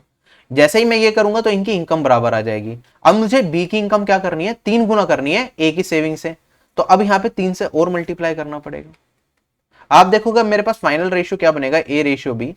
आप कहोगे इनकम रेशियो सेविंग की अगर मैं बात करूंगा तो ये 6 है, 6 तिया मेरे पास वैल्यू आ जाएगी 18, 6 पंजे करूंगा तो वैल्यू आ जाएगी 30, 5 से गुना करूंगा 2 से तो ये 10 हो जाएगा, 5 तिया 15 हो जाएगा।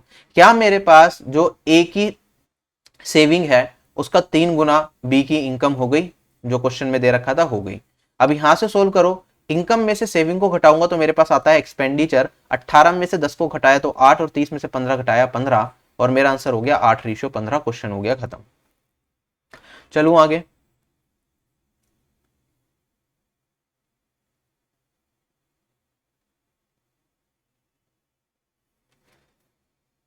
ठीक है, एजिस का क्वेश्चन ये दोबारा कैसे आ गया यहाँ पे, यहाँ तो नहीं आना चाहिए था, चलो कोई बात नहीं। ठीक है, ये वाला क्वेश्चन होमवर्क में ट्राई करोगे क्या एजिस का, बिल्कुल सेम क्वेश्चन मैं एक बार करा चुका हूं आपको, तो ये वाला होमवर्क में ट्राई कर लेना। ये वाला क्वेश्चन करते हैं। क्वेश्चन में क्या था, sum of the squares of 3 natural numbers is 1029। ठीक है, अगर ये प्रोपोर्शन में है 1:2:4 है, तो हमें बताना है difference between the greatest and the smallest number क्या होगा। ठीक है, तो अगर 3 नंबर की बात करूं, मैंने कहा ए बी और सी, इनका रेशियो कितना दे रखा है, 1:2:4 दे रखा है।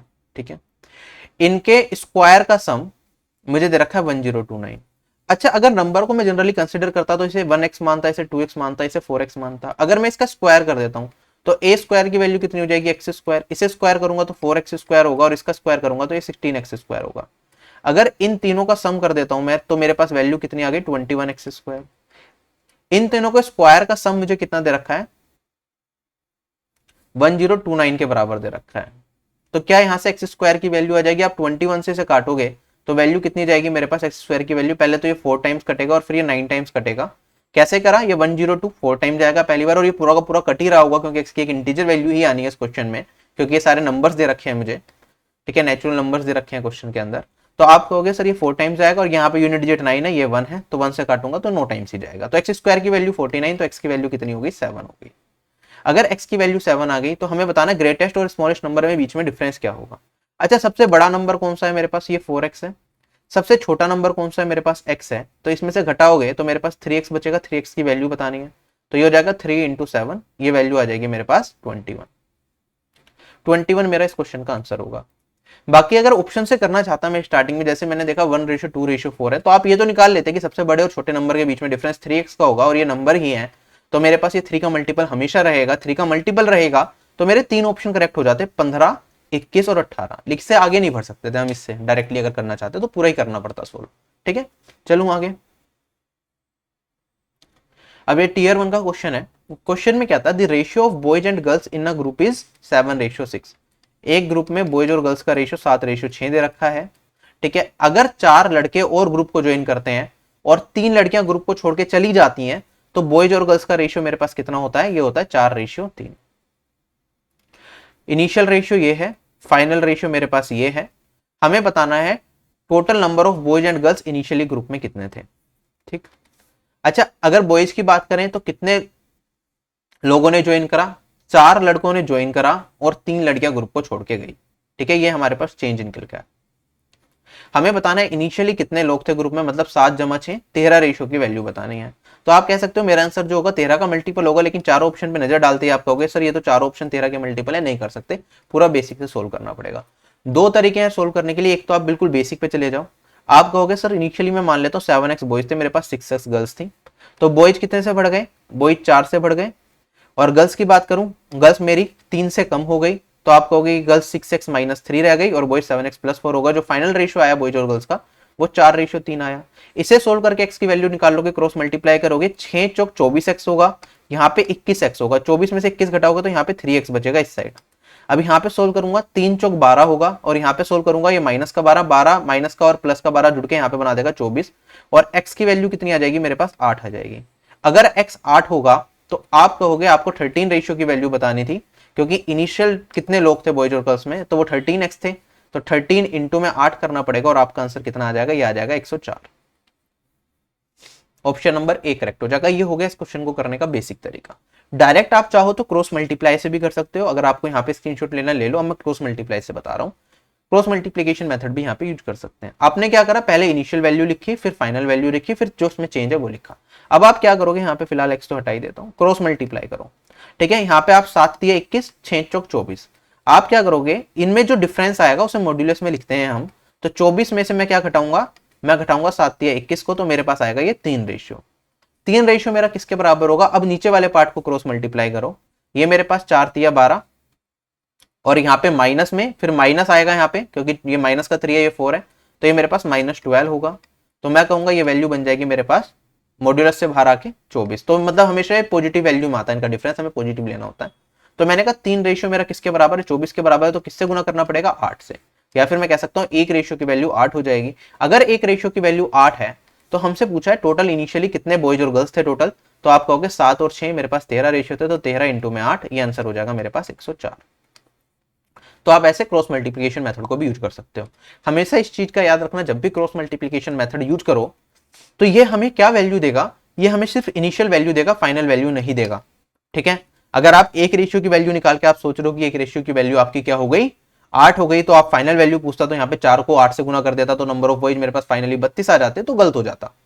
क्यों गलत हो जाता, क्योंकि ये रेशियो मेंटेन नहीं है। ये 7 रेशियो 6 है, ये 4 रेशियो 3 है। क्या रेशियो मेंटेन है, यहाँ पे हमने 4 बॉयज को घटाया, यहाँ पे हमने 3 बॉयज को घटाया, नहीं, रेशियो मेंटेन नहीं है, वो मेंटेन करने पड़ेंगे। ठीक है, तब जाके आप ऐसे कर सकते हो। वरना अगर एग्जाम से पूछे फाइनली नंबर ऑफ बॉयज कितने हैं, तो आप क्या करोगे, आप कहोगे सर इनिशियली तो मेरे पास नंबर ऑफ बॉयज कितने होंगे, 7 इंटू 8 होंगे, 7 रेशियो है।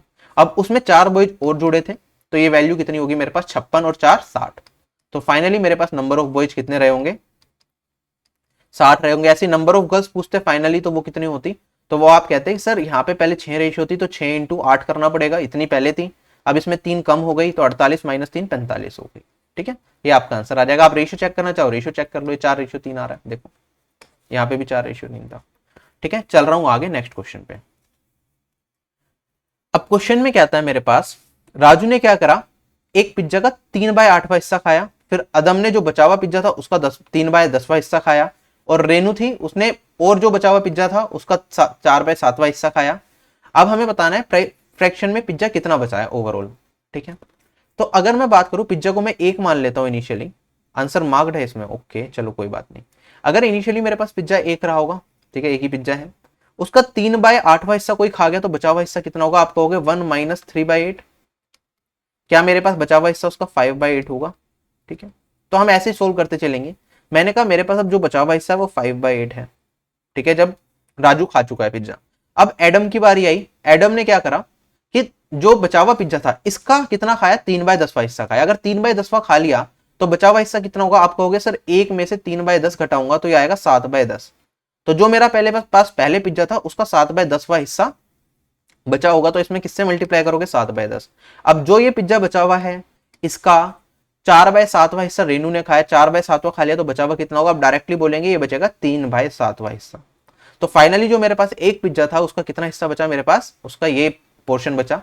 रेशियो में निकाल लो सोल्व करके, आप देखोगे 7 से 7 कैंसिल हो जाएगा, बाकी कुछ कटेगा क्या, 5 से काटूंगा तो ये 2 बचेगा, और ये आ जाएगा 3, और यहाँ पे नीचे 8 दूनी 16।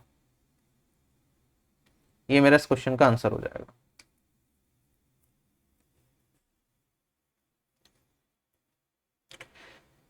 नेक्स्ट क्वेश्चन देखो, क्वेश्चन में क्या कहता है, ध्यान से समझेंगे। एक स्कूल है जिसमें 3/8 of the number of students are girls and rest are boys. तो गर्ल्स और बॉयज की बात चल रही होगी यहाँ पे, फिर आंसर मार्क्ड है यार, ये कैसे हो गया, चलो कोई नहीं।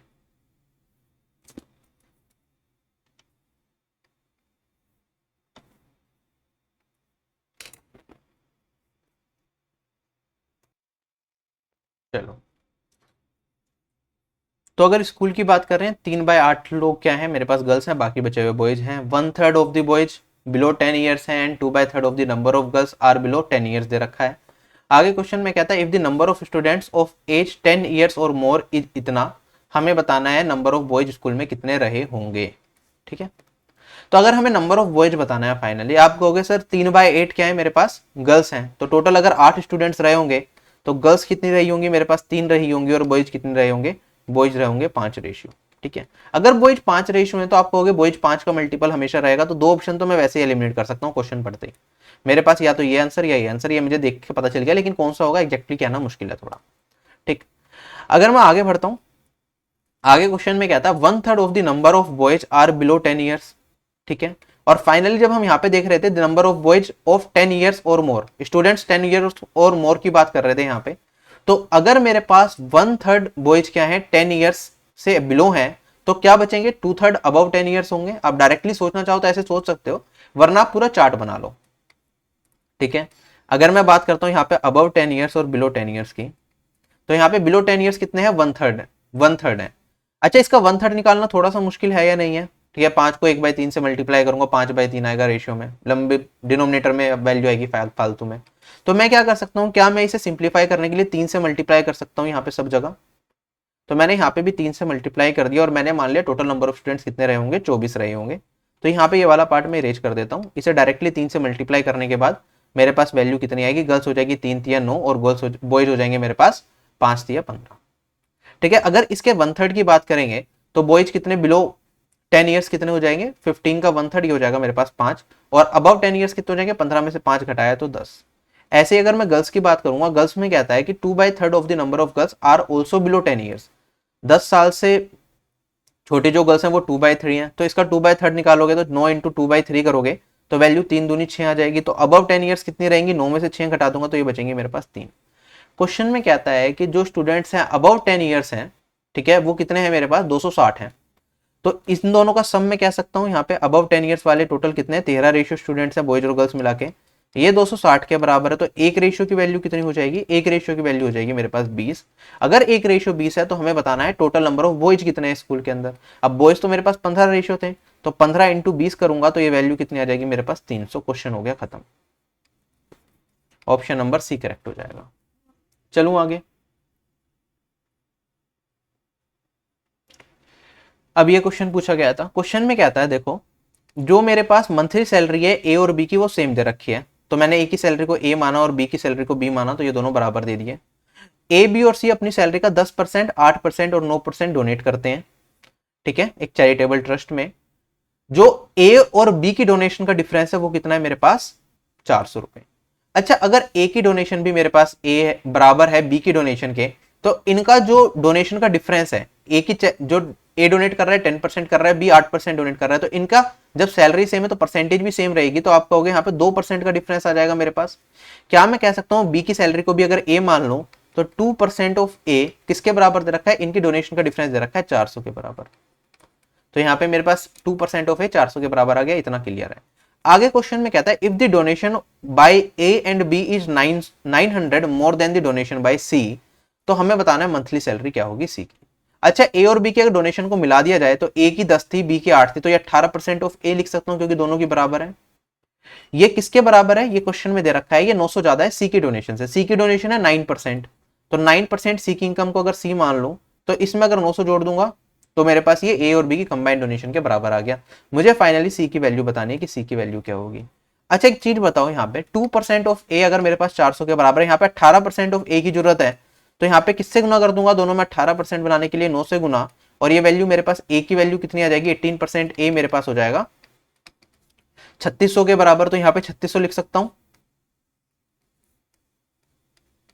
और 3600 में से 900 घटाना पड़ेगा, और ये किसके बराबर आ जाएगा 9% सी के बराबर। तो ये 2700 होगा, 2700 9% के बराबर है।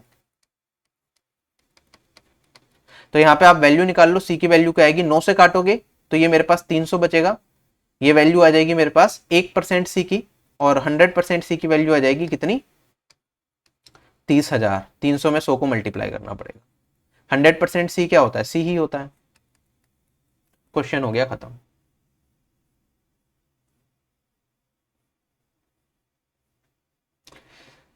अब हम प्रोपोर्शन से रिलेटेड क्वेश्चन सोल्व कर रहे हैं। ठीक है, समानुपात से रिलेटेड थोड़ा सा मैं बेसिक बताने की कोशिश करूंगा, उसके बाद क्वेश्चंस करेंगे और ट्रिक्स बताऊंगा कि कैसे सोल्व करना है। प्रोपोर्शन पे बहुत क्वेश्चंस आजकल पूछे जा रहे हैं। ठीक है, मेरे पास कोई भी दो नंबर दे रखे हैं ए और बी, अच्छा, अगर हमसे कहे कि इनका मीन प्रोपोर्शन बता दो, तो मीन प्रोपोर्शन होता है 2 नंबर का, ये होता है रूट ए बी। ठीक है, अगर मैं आगे बात करूं, हमसे पूछा जाए कि ए और बी 2 नंबर प्रोपोर्शन में, इसका थर्ड प्रोपोर्शन बता दो। थर्ड प्रोपोर्शन का मतलब क्या होगा, अगर थर्ड प्रोपोर्शन में इसका मान लो सी, तो उसे हम लिखते कैसे हैं, आप रख के लिखोगे ए रेशियो बी, ये बराबर होगा मेरा बी रेशियो सी के।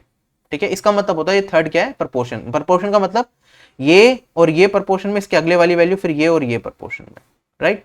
तो सी को हम मानते हैं यहाँ पे थर्ड प्रोपोर्शन। तो मैं कह सकता हूँ सी की वैल्यू क्या होगी मेरे पास, ए बाई बी बराबर आ जाएगा बी बाई सी के, और सी थर्ड प्रोपोर्शन है तो सी की वैल्यू क्या बी स्क्वायर बाई ए के बराबर आ जाएगी। तो अगर हमसे थर्ड प्रोपोर्शन पूछे तो ये हो जाएगा B square by A.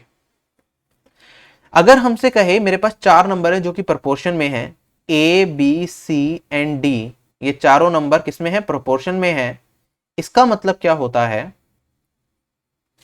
A ratio B बराबर होता है किसके, सी रेशियो डी के।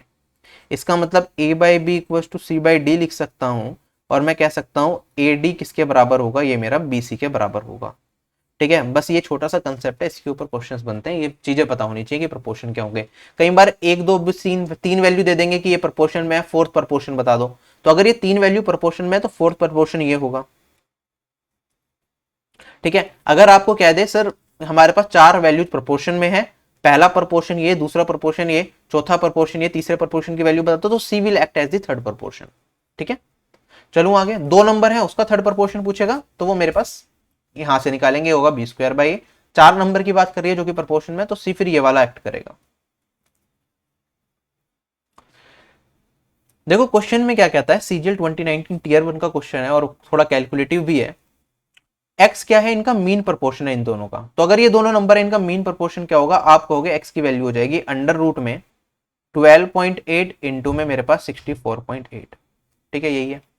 और y क्या है, थर्ड प्रोपोर्शन है इन दोनों नंबर का। अगर y थर्ड प्रोपोर्शन है तो y की वैल्यू क्या होगी, आप कहोगे ये सेकंड नंबर है, इसका स्क्वायर मतलब 57.6 इंटू 57.6 डिवाइडेड बाय मेरे पास किसके बराबर होगा, ये होगा 38.4 के बराबर। हमें वैल्यू बतानी है 2x रेशियो y की वैल्यू क्या होगी सोल्व करके। अच्छा एक चीज बताओ, पहले से थोड़ा सा सिंप्लीफाई करते हैं। आप यहाँ पे पॉइंट हटा सकते हो, यहाँ पे पॉइंट हटा सकते हो। तो मेरे पास 10 आ जाएगा, इसे रूट को थोड़ा बड़ा कर दिया तो मैंने कहा यहाँ पे 10 इंटू 10 आ जाएगा। अच्छा इसे सोल्व करोगे आप, नीचे तो यहाँ से तो नीचे से तो 10 बाहर आ जाएगा। आप इसे सिंप्लीफाई करो थोड़ा सा, क्या 128 2 की पावर 7 होता है, इसे 2 की पावर 7 की जगह मैं 64 इंटू 2 लिख सकता हूँ। ठीक है, तो 2 बाहर आ गया, क्योंकि हमें पता है 64 एक परफेक्ट स्क्वायर नंबर होता है। 64 से मुझे 8 बाहर मिल जाएगा, अंदर क्या बचेगा 2 इंटू 648। अब अगर क्वेश्चन एग्जामिनर ने दिया और यहाँ पे रूट में वैल्यूज नहीं दे रखे, तो चांसेस हैं कि ये रूट पूरा का पूरा कैंसिल ही होगा, रूट की जरूरत ही नहीं होगी क्वेश्चन के अंदर, तो ये पूरा कैंसिल होना ही है।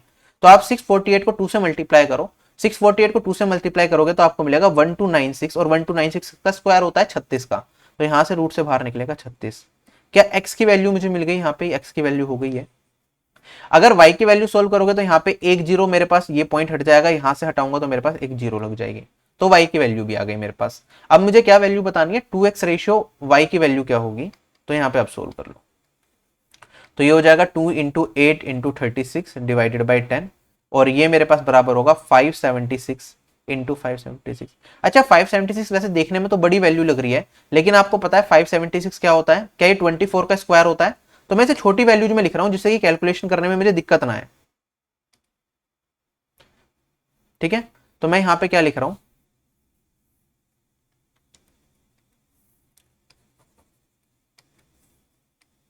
मैं इसे 24 इंटू 24 इंटू 24 इंटू 24 लिख सकता हूं, डिवाइडेड बाई 3840 होगा। ठीक है, अब इसे काटना स्टार्ट कर दो। 8 से काटूंगा तो ये 3 टाइम कटेगा, 3 से काटूंगा तो ये 12 आएगा, 12 से काटूंगा तो ये मेरा 2 टाइम कटेगा, 2 से ये पूरा का पूरा कट जाएगा। सिंप्लीफाई हो गया, 0 से ये 0 कट जाएगी। अब मेरे पास फाइनली बचा 24 इंटू 24 डिवाइडेड बाई 384। आप देखोगे यहाँ पे अगर रेशियो में बनाना ही है तो कुछ ना कुछ तो कट ही रहा होगा। आप डायरेक्टली 24 से ट्राई कर सकते हैं काटने की, क्योंकि हम देख रहे हैं यहाँ पे वो छोटी छोटी सी वैल्यूज है। ठीक है, अच्छा अगर मैं इसे सोल्व करता हूँ जल्दी से, देखो मैं 384 इधर चला जाएगा रेशियो में, और यहाँ पे मेरे पास आ जाएगा 24 इंटू 24। क्या यहाँ पे इस साइड मेरे पास कभी भी 5 आ सकता है, नहीं आ सकता, क्योंकि यहाँ पे 5 का कोई मल्टीपल है ही नहीं, तो ये वाला ऑप्शन तो कट ही गया मेरे पास। अब इधर का मुझे 384 के फैक्टर्स तो दिख नहीं रहे एकदम डायरेक्टली, तो कहना मुश्किल है 2 1 3 में से क्या आ सकता है, यहाँ पे भी कहना मुश्किल है, तो अब सोल्व करना पड़ेगा। आप देखोगे अगर ये बहुत छोटी वैल्यू है, देखो 3 4 2 बहुत छोटी वैल्यू है, तो 24 पूरा का पूरा काटना चाहिए इसे, तो डायरेक्टली 24 से काट दो, छोटे छोटे फैक्टर से काटने की जरूरत नहीं है। आप देखोगे 24 एकम 24 जाएगा मेरे पास, और फिर यहाँ पे 4 है तो 6 टाइम्स जाएगा, ठीक है। और 16:24 आया तो 8 से काटूंगा, ये आएगा 2:3। 2:3 मेरा इस क्वेश्चन का आंसर होगा, ऑप्शन नंबर ए करेक्ट हो जाएगा। क्वेश्चन हो गया खत्म, ठीक है। बिल्कुल बेसिक से करा है, समझाने में टाइम लगा है, डायरेक्टली एग्जाम में करोगे इतना टाइम नहीं लगेगा, लेकिन थोड़ा सा कैलकुलेटिव तो है क्वेश्चन, ठीक। तो ऐसा नहीं कह सकते क्वेश्चन देखा आंसर आ गया। अब अगला क्वेश्चन मेरे पास, क्वेश्चन में कहता है कि मेरे पास ना ये 4 नंबर हैं, 1 2 3 और 4, ये प्रोपोर्शन में है, हमें बताना है मीन प्रोपोर्शन क्या होगा इनके बीच में। अच्छा, अगर ये प्रोपोर्शन में है, मैं इसे ए मान लूं, इसे बी मान लूं, इसे सी मान लूं और डी मान लूं, तो क्या होता है मेरे पास, हमें पता है ए डी बराबर होता है बी सी के। तो मैं कह सकता हूं यहाँ पे 2x+1, ए डी की बात करूंगा इंटू 5, ये बराबर हो जाएगा मेरे पास x+2 इंटू में 2 के। यहां से x की वैल्यू निकाल सकता हूं, हमें इसका मीन प्रोपोर्शन बताना है। मीन प्रोपोर्शन क्या होगा, इन दोनों को मल्टीप्लाई करके रूट लेना है, मीन प्रोपोर्शन का मतलब ये दो नंबर का। तो 3.5 1 माइनस एक्स इंटू में 8 इंटू में 1+x। ये 3.5 को अगर 8 से मल्टीप्लाई करोगे तो 2 से मल्टीप्लाई करने पे तो 7 इंटू 4 बचेगा, यहाँ पे 2 से डिवाइड, यहाँ पे 2 से मल्टीप्लाई, और 7 चौक 28 होता है। तो मैं कह सकता हूँ ये हो जाएगा मेरे पास 28 इंटू में 1 माइनस एक्स और यहाँ पे इंटू में 1+x। आ गई वैल्यू। अच्छा, यहाँ पे सोल्व कर लो x के लिए, तो यहाँ पे कहोगे 2x आएगा, यहाँ पे मेरे पास 10x आएगा, घटाऊंगा 10 में से 2 तो ये 8x बचेगा, और इधर 5x है, यहाँ पे मेरे पास 4 बचेगा, तो 4 में से 5 घटाऊंगा तो -1 और x की वैल्यू -1/8। अगर x की वैल्यू -1/8 रखोगे तो यहाँ पे वैल्यू क्या बचेगी 28। 1 माइनस 1/8 तो ये 1 + 1/8 बनेगा, 1 + 1/8 कितना हो जाएगा 9/8। इसे सोल्व करूंगा तो यहाँ पे वैल्यू आ जाएगी मेरे पास 1 माइनस 1/8 दैट इज 7/8। वरना यहाँ पे 1 माइनस एक्स स्क्वायर का फॉर्मूला भी लग जाता है, a + b a - b = a² - b², वहां से कर लेते जब भी कोई बात नहीं। यहाँ पे सोल्व कर लिया, मेरे पास वैल्यू 8 से काटोगे आप तो ये मेरा 4 से कटेगा, ये 7 बचेगा, और यहाँ पे मेरे पास बचेगा 2। तो अंडर रूट में मेरे पास 7 × 7 × 9 है, तो 7 बाहर निकलेगा और ऊपर 3 बाहर निकलेगा, यहाँ पे मेरे पास 4 बाहर निकलेगा, 16 बन रहा। तो 21/4 कितना होता है 5.25। ये मेरा इस क्वेश्चन का आंसर है, बिल्कुल बेसिक से, ठीक। क्वेश्चन हो गया खत्म। चल रहा हूँ आगे, ठीक है। मैं एक एक स्टेप लिख रहा हूँ आपका, यहाँ पे स्टेप स्किप नहीं कर रहा, क्योंकि मैं ये मान के चल रहा हूँ कि आप में से कुछ लोग ऐसे होंगे जिन्होंने पहले नहीं पढ़ रखी होंगी चीजें और अभी बस यहीं से रिवीजन कर रहे होंगे सारी की सारी, तो कोई दिक्कत ना है। देखो क्वेश्चन में क्या कहता है कि मेरे पास ये 4 नंबर हैं, अगर इनमें मैं x को ऐड कर दूंगा तो ये चारों नंबर क्या आ जाएंगे, प्रोपोर्शन में आ जाएंगे। हमें मीन प्रोपोर्शन बताना है किसका, x+1 और 3x+1 का, ठीक है। मीन प्रोपोर्शन की अगर मैं बात करूंगा तो आप कहोगे हमें फाइनली वैल्यू बतानी है x+1 इंटू में 3x+1 की। तो आप, एक तो तरीका होता है हिट एंड ट्रायल मेथड, जो कि मैं इस क्वेश्चन में मना करता हूं आपको कि यूज मत करो। आप कहोगे सर हिट एंड ट्रायल में क्या करते हैं, आप कहोगे सर ये वाला वैल्यू रूट में है, यहाँ पे सारे इंटीजर वैल्यू दे रखी है, तो इसका मतलब ये परफेक्ट स्क्वायर नंबर होगा। तो आप एक एक करके वैल्यू चेक करना स्टार्ट करो, x की वैल्यू 1 से लेकर रखते चले जाओ, और जहां पे आपको लगे कि ये परफेक्ट स्क्वायर नंबर बन गया, ऑप्शन में चेक कर लो, अगर वही वैल्यू ऑप्शन में है तो वो उसके चांसेस, आंसर होने के चांसेस बहुत ज्यादा रहेंगे, ठीक है। तो आप क्या करोगे, पहले 1 रखोगे, फिर 2 रखोगे, 3 रखोगे, 4 रखोगे, जैसे ही आपको आंसर मिलेगा आपको लगेगा हाँ आंसर आ गया, ठीक है। ये कुछ क्वेश्चंस में तो बड़े आसानी से हो जाता है, जैसे ये वाला सिंपल क्वेश्चन है, आप एक एक करके वैल्यू रखनी स्टार्ट करो x की। जैसे आपने रखा 1, तो आपके पास यहाँ पे 2 इंटू मेरे पास बचेगा क्या 4, x को 1 रखने पे, तो ये आ जाएगा 8 रूट में सोल्व होके, ये वाली वैल्यू इनमें से कुछ नहीं आएगा। x को 2 रखा तो आप रखोगे यहाँ पे बचेगा 3 और इंटू 7, ये भी कोई वैल्यू नहीं बनाएगा रूट से बाहर। x को रखोगे आप 3, तो यहाँ पे रूट के अंदर आपके पास बचेगा 4 और 10, ये भी परफेक्ट स्क्वायर नंबर नहीं बनेगा। x को रखोगे 4 तो ये बनेगा आपके पास 5 और 12 और 1 13, ये भी नहीं बन रहा। x को रखोगे 5 तो आप कहोगे 5 और 1 6, और यहाँ पे 5 रखूंगा 15 और 1 16, ठीक है। तो 6 × 16 क्या ये परफेक्ट स्क्वायर नंबर बन रहा है, ये भी नहीं बन रहा। x की वैल्यू रखोगे आप, एक सेकेंड, यहाँ पे हमने 1 रखा, ये 2 और, ठीक है, ये 7 आया, 3 और 7, 3 रखा तो 4 और ये आया मेरे पास 10। अगर मैंने 4 रखा तो ये आया 5 और ये आया 13, और मैंने यहाँ पे 5 रखा तो ये आया 6 और यहाँ पे 16, ठीक है। ऐसे मैं 6 रखूंगा तो 7 और यहाँ पे आया 18 और 19, नहीं बन रही सेटिंग, बड़ी दिक्कत आ रही है। ऐसे 7 रखोगे, फिर आप रखोगे 8, तो जैसे आप 8 पे पहुंचोगे आप देखोगे 7 रखने पे भी 8 × 22 बन रहा है, नहीं बनेगा। 8 रखोगे तो 8 और 1 मेरे पास 9 होगा, और यहाँ पे 3 × 4, 3 × 8 24 और 1 25। तो हम देखेंगे यहाँ पे रूट में अगर ये परफेक्ट स्क्वायर बन रहा है तो 3 × 5 बाहर निकलेगा और मेरा आंसर आएगा 15।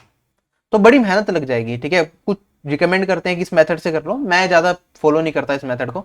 मैं आपको बस कहता हूं कि आपको मैं एक बेसिक से एक ऐसी ट्रिक बता दूंगा जिससे क्वेश्चन करते आप सेकंड्स के अंदर अपना आंसर निकाल लोगे। विद इन 1 मिनट आराम से आप बेसिक से सोल्व कर लोगे इस क्वेश्चन को, ठीक है। चलो अब हम बेसिक से समझते हैं क्या होगा। हमने देखा यहाँ पे x को अगर इन सभी नंबर में ऐड कर दें तो ये प्रोपोर्शन में बनेंगे। मतलब मैं कह सकता हूं 10 + x, 16 + x, 22 + x और यहां पे कह रहे हैं 32 + x मेरे पास क्या होगा, प्रोपोर्शन में होगा, ठीक है। तो आप एक तो फॉर्मूला लगा सकते हो, आप कहोगे इसमें इसे गुना कर दूंगा, ये फर्स्ट टर्म है ये लास्ट टर्म है, a × d प्रोपोर्शन की।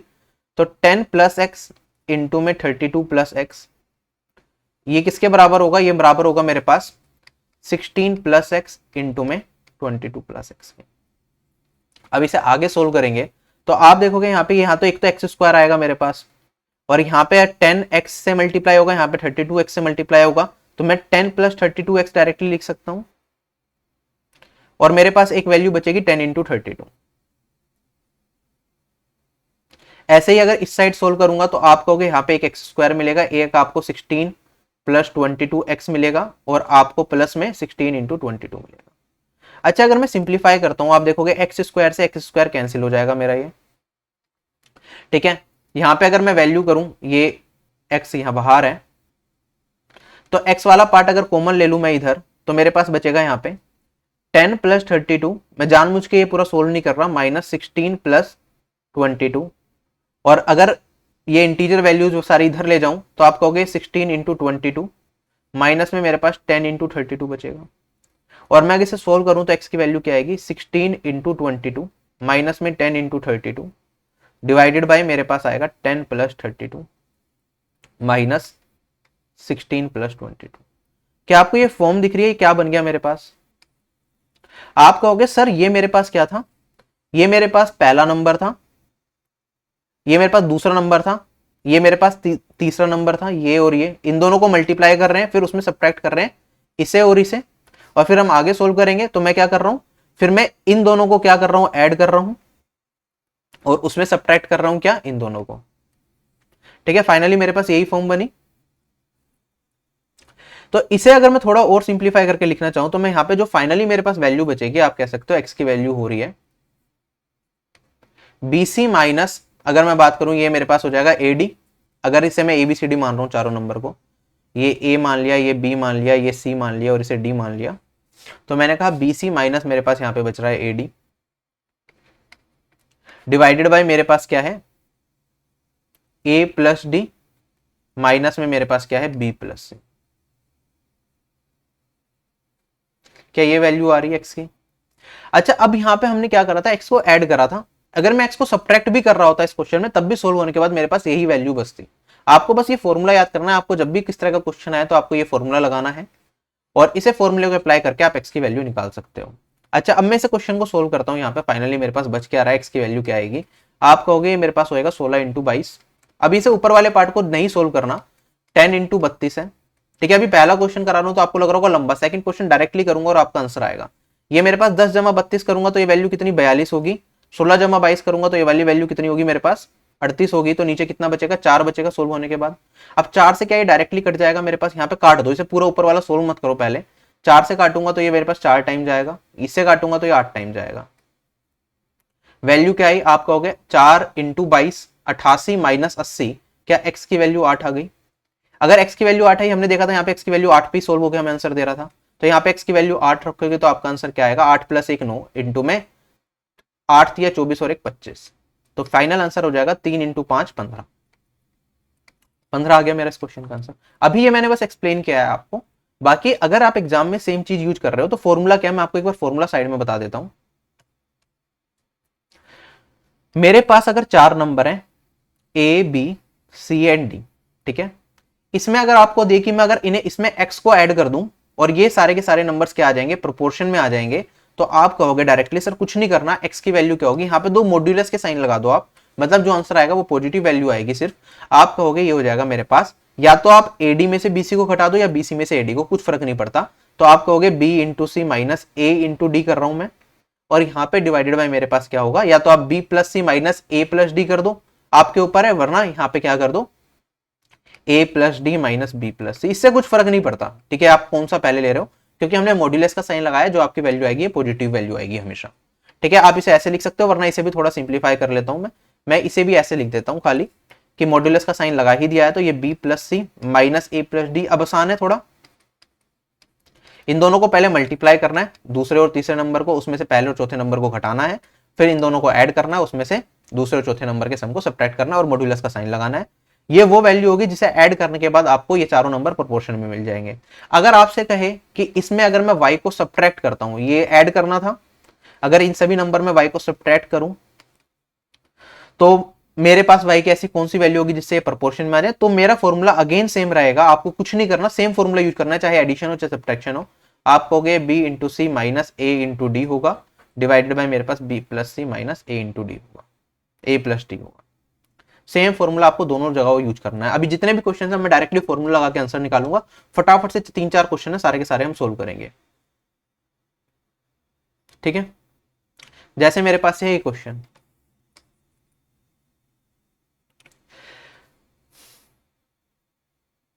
देखो क्वेश्चन में क्या कहता है, मैं ऊपर वाला थोड़ा सा मिटा रहा हूं।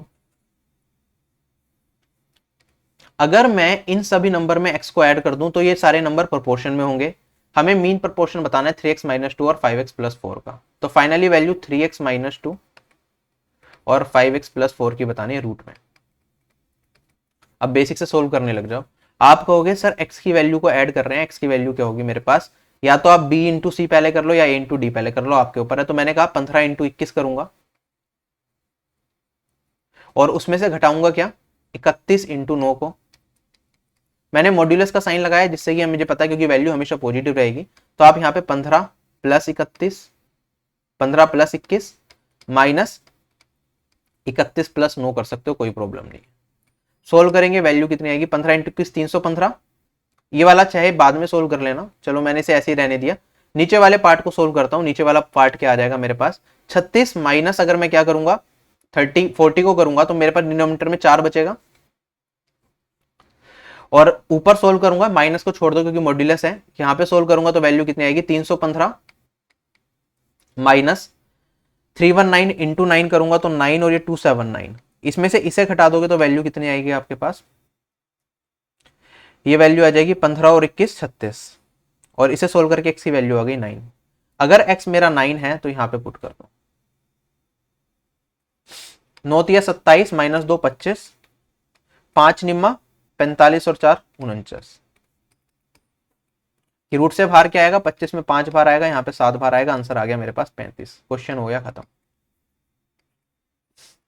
ठीक है, डायरेक्टली करना है, फॉर्मूला लगाना, अपना आंसर बताना है। अब आगे बढ़ता हूं, अगला क्वेश्चन हमारे पास 3-4 क्वेश्चन प्रैक्टिस करवा रहा हूं इसके। क्वेश्चन में कह रहा है अगर मैं x को सब्ट्रैक्ट करता हूं इन सभी नंबर से तो जो नंबर्स आएंगे वो मेरे प्रोपोर्शन में होंगे। हमें मीन प्रोपोर्शन बताना है between x plus 9 and x square का। तो फाइनली हमें वैल्यू किसकी बतानी है, अंडर रूट में एक्स स्क्वायर इंटू में x प्लस 9 की।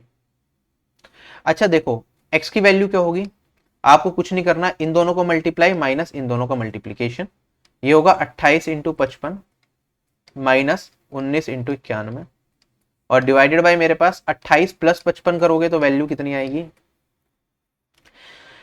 ये वाली वैल्यू आ जाएगी मेरे पास 63 83, और इन दोनों को ऐड करोगे तो ये वैल्यू बनेगी 110। तो 110 में से 83 को घटा दो, तो यहां पे तो वैल्यू बच रही है मेरे पास 37 या 27 बच रही है, राइट। अच्छा अगर यहाँ पे सोल्व करेंगे 28 को 55 से, 28 पंजे 140 होता है, 14 कैरी फॉरवर्ड, 140 में से 14 जोड़ूंगा तो 154 आएगा। यहाँ पे सोल्व करूंगा 19 को 91 से गुना करना है, 19 एकम 19 होता है, एक कैरी फॉरवर्ड 9 से गुना करूंगा 19 को तो वैल्यू दे देगा मुझे 171 और एक 172। तो मॉड्यूलस में साइन नंबर लेना होता है हमें, तो मॉड्यूलस में फाइनली वैल्यू क्या आएगी, यहाँ पे 1729 में से इसे घटा दो तो यहाँ पे मेरे पास 89 बचेगा, और यहाँ पे वैल्यू आएगी मेरे पास 189 डिवाइडेड बाय 27। किससे घटेगा, 7 टाइम्स जाएगा क्या पूरा का पूरा ये, तो x की वैल्यू मेरे पास कितनी आ गई, 7 आ गई। माइनस का साइन की ध्यान रखने की जरूरत नहीं है, क्योंकि मॉड्यूलस साइन है, हमारे पास जो आंसर आएगा यहाँ पे पॉजिटिव 7 आएगी, क्योंकि x को एक नंबर माना गया है जो कि घटा रहे हैं या बढ़ा रहे हैं। ठीक है, तो x की वैल्यू मेरे पास आ गई 7। तो इसे सोल्व करके इसकी वैल्यू बतानी है, तो एक्स स्क्वायर में से 7 बाहर आ जाएगा x, और 7 + 9 करूंगा तो ये 16 बनेगा, और आंसर कितना आ जाएगा, 7 × 4 28। क्वेश्चन हो गया खत्म। चलूँ आगे। So this was the last question. I hope आपको सारे के सारे कंसेप्ट क्लियर हैं। इसकी पीडीएफ टेलीग्राम चैनल पे मिल जाएगी, और इसकी नेक्स्ट क्लास कल आएगी, जिसमें हम शायद टाइम एंड वर्क के क्वेश्चन डिस्कस करेंगे, और उसके बाद अर्थमेटिक के तो जल्द से जल्द 6 से 7 दिनों में या एक हफ्ते के अंदर कोशिश करेंगे अर्थमेटिक के चैप्टर वाइज सारे क्वेश्चन हम डिस्कस कर लें, और उसके बाद हम आगे बढ़ेंगे। ठीक है, सो इस वीडियो में आपसे यही विदा लेता हूँ। Bye bye, take care and जय हिंद।